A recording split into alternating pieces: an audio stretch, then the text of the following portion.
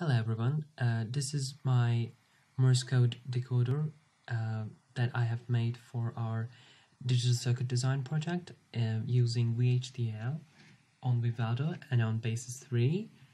And as I enter the inputs from the keyboard, the VHDL code is going to convert these codes into Morse code, and it's going to be represented on this LED over there, and also the entered letter can be seen on this 7-segment display right over here. Okay, here we go. This is the letter A. It's represented by a dot and a dash. As you can see that you can see the PS2 code right over here, and this is the Morse code representation of the letter A. Okay, here we go. This is the letter Y. It is represented by a dash, dot, dash, and dash. Each letter repeats itself after 3 pauses. 1 dot equals 1 unit. 1 dash equals 3 units, and which means it's 3 times longer than a dot. Between each dot and a dash, or each dots, etc., there's 1 unit pause, and between each letter there's a 3 unit pause. Here you can see the letter G.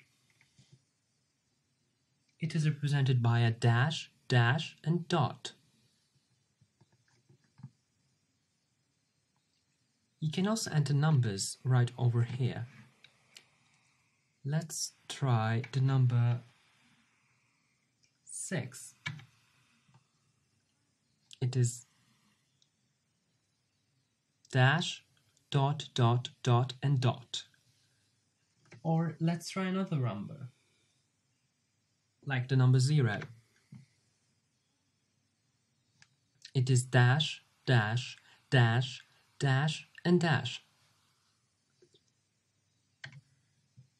There are also a little bit of extra features of this code. One of them, these were actually made for testing purposes at the beginning. One of them is the enter button, which just shows this, a light that's constantly on. When you tap the space button,